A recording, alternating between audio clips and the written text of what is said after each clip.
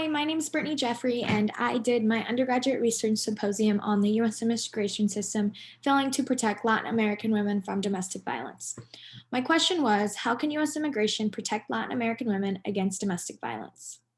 Key findings I found were that in 2018, Jeff Sessions stated domestic violence and gang violence can no longer be a basis for asylum. This decision comes 23 years later, after a decision in 1995 stating that domestic violence would be recognized as a basis for asylum in the U.S.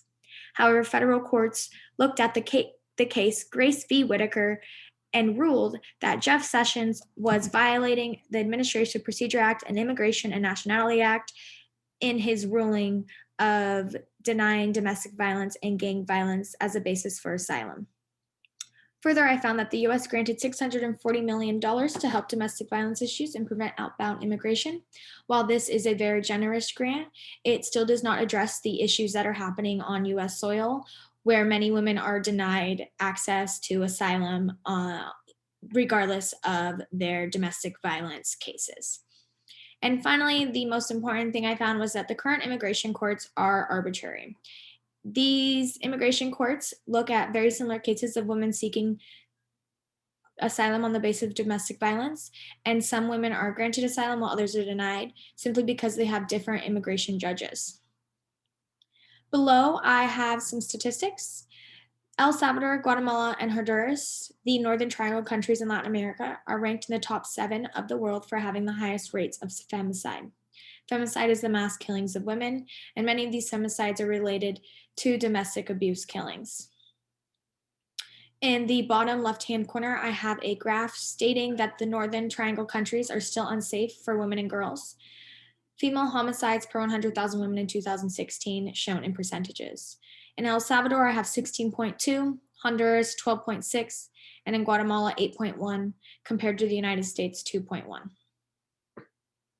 It is clear that these women are unsafe in these countries and need to be better protected, as law enforcement does not do enough for them.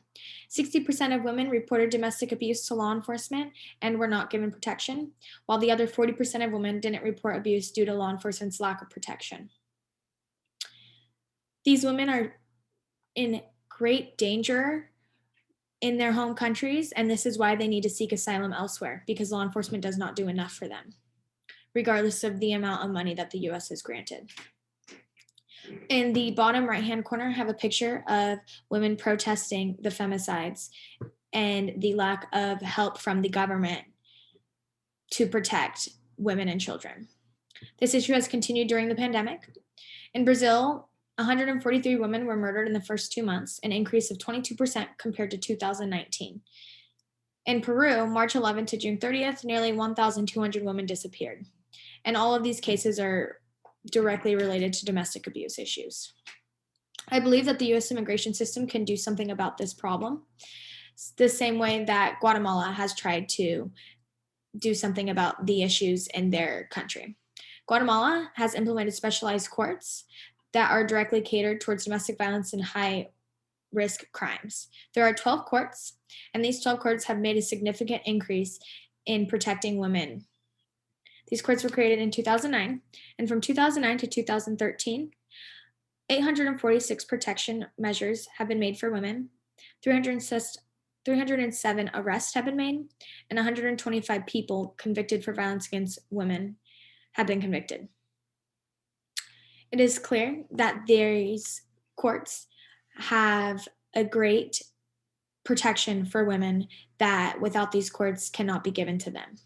I believe the U.S. should implement specialized immigration courts that are catered towards domestic violence victims rather than throwing domestic violence victims in with immigration courts that does not give them the same protection that they would get if they had specialized courts catered towards their domestic violence issues.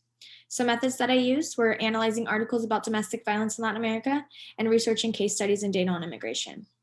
Next to that, I have my primary sources that I used in my poster from Children's Defense Fund, Pan American Health Organization, the UN Refugee Agency, and U.S. News, Violence Against Latin American Women Increases During Pandemic article.